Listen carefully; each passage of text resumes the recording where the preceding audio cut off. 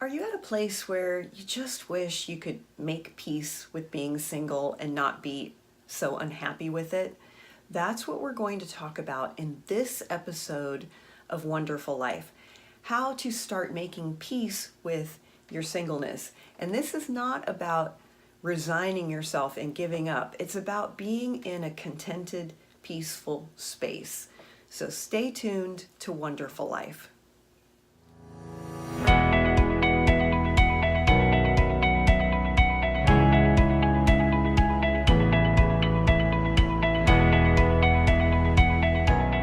Hi, I'm Mary Ditman. I'm an award-winning business professor on the collegiate level and the creator of College on Fleek and One-Derful Life. Wonderful Life is my way of describing how it feels when you've made peace with being single. Now, I know that there are plenty of women out there who don't want to be in a relationship and they say, oh, I'm fine by myself, I don't want a man. That's not how I feel, and I've never felt that way. I've always wanted to be married and have a family, but I'm well over 40 and that hasn't happened for me. And for a long time, my singleness was really a source of sadness for me, and I was very unhappy because part of my definition of having a fulfilled life is being a wife and a mother, and I didn't have that. And I think it's funny that people would interpret my professional demeanor as, well, she's okay with being single and she's all right with it and it doesn't bother her. But on the inside, I was very sad and it really did bother me that I was single. Now today, I'm in a peaceful place. I would still prefer not to be single. I would prefer to have a husband and a family, but I am single and I've learned to make peace with it. Now, making peace is not the same as resigning. Resigning is, okay, I give up. It's never going to happen. Why bother? That's resignation. And that's coming from a place of defeat and negativity. And it doesn't feel good. And I know because I've tried it. When you start making peace with being single, you get to a place where you say, okay, I would rather be with somebody, but I'm not right now. And I'm going to be okay with that. And what can I do to have a fulfilling life even if I'm single? The analogy I like to think about is when I'm traveling, I prefer when I get upgraded to first class. That's my preference. But there are a lot of flights where I don't get an upgrade, and so I travel in coach. Well, I can sit there for a 4 or 5 hour flight and be mad and upset and angry because I didn't get an upgrade. And I can make myself miserable. Or I can say, okay, I didn't get an upgrade on this flight. What can I do to enjoy this flight in coach and make it as pleasant for myself as possible? That's the same thing when you're single and you don't want to be. Yeah, you'd prefer to be married or be in a relationship, but you're not. So you want to be in a good space. Let's go back to my airline example. If I'm sitting in coach and I'm just being a jerk and I'm being mean to the flight attendants and I'm just have a scowl on my face and I'm pouting and stomping and throwing my stuff around, well, they're not going to want to help me with anything. Whereas if I'm nice and I'm pleasant and I have that sort of vibe or energy that says, hey, I'm here to be a blessing and hey, I'm here to enjoy myself, you never know. Sometimes a flight attendant will say, we've got an extra seat, come on up. And I believe it's the same thing with the universe. God doesn't reward us when we pout around and throw a tantrum. The reason it's important to be in a good space and to be in a place where you feel peaceful is because when you're upset and angry and sad and you've given up and you've resigned yourself to this horrible life of being single, you're not attractive, meaning you won't attract people to you. And you know people like this. You've probably worked with people or been in school with someone that they're just sort of like Debbie Downer. And every time you see them, they're, moping about something or they have a problem or they have some kind of drama.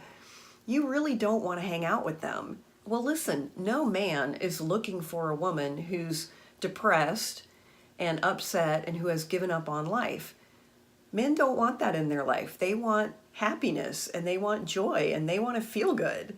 And it's not about faking it.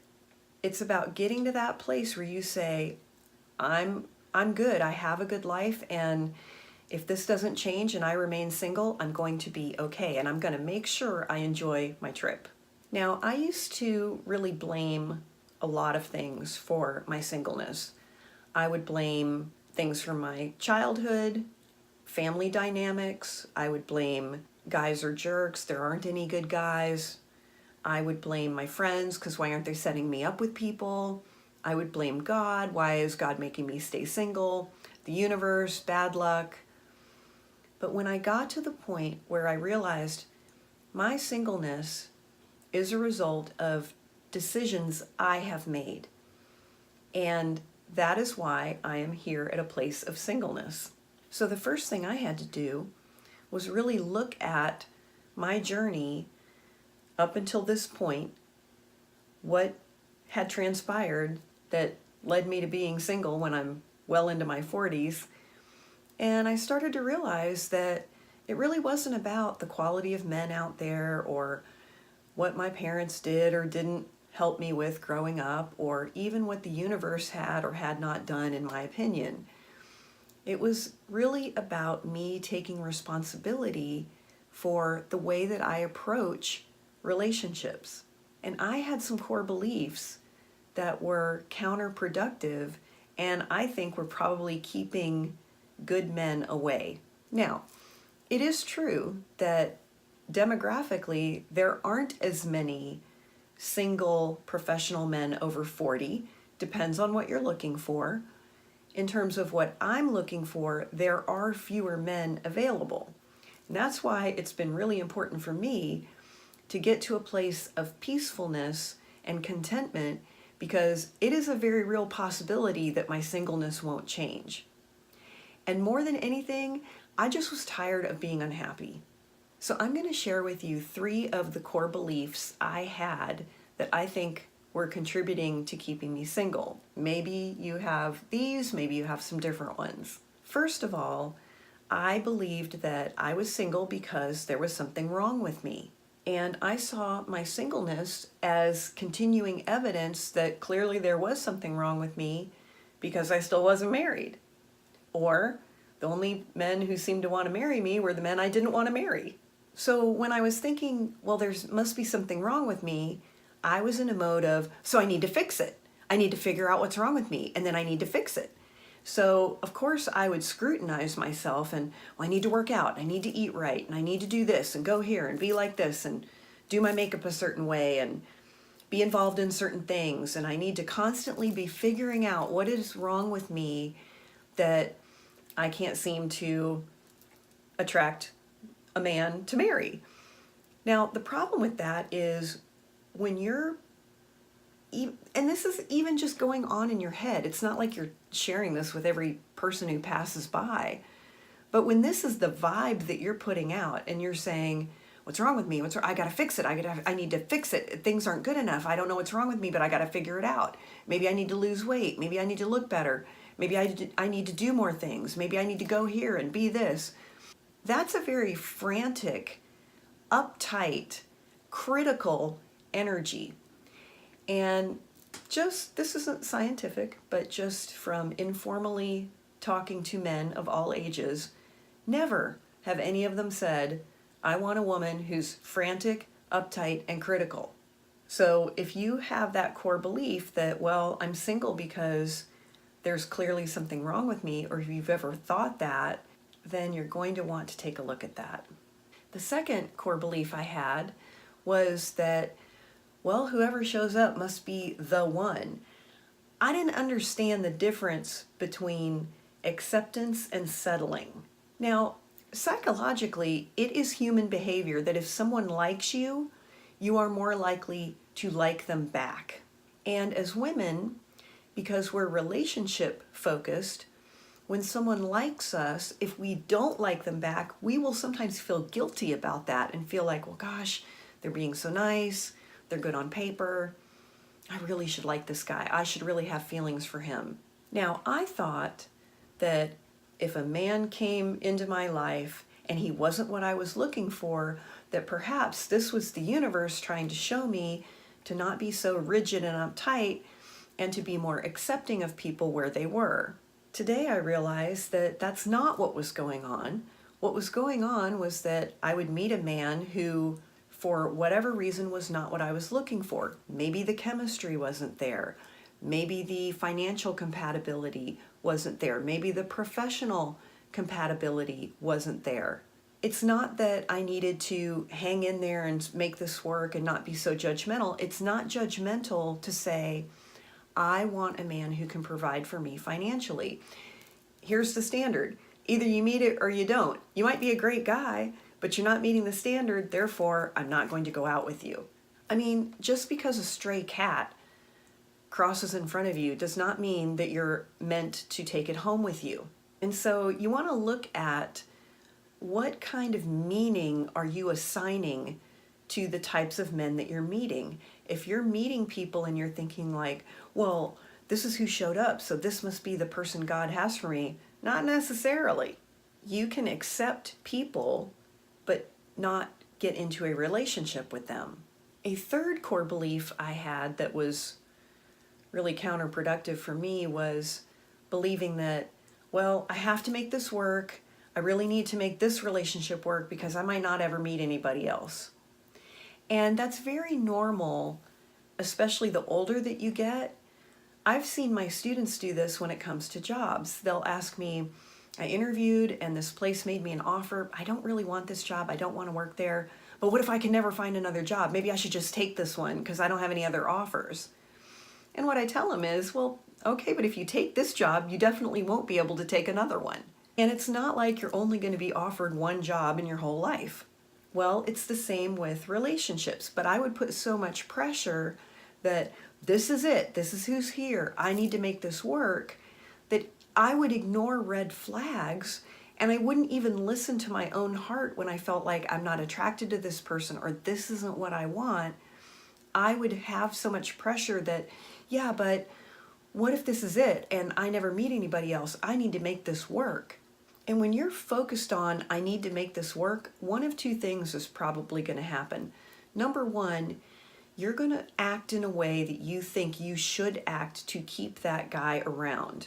Or number two, you're going to still be yourself, but you really don't have feelings for him, but you're going to try to act like you do because you want to make the relationship work.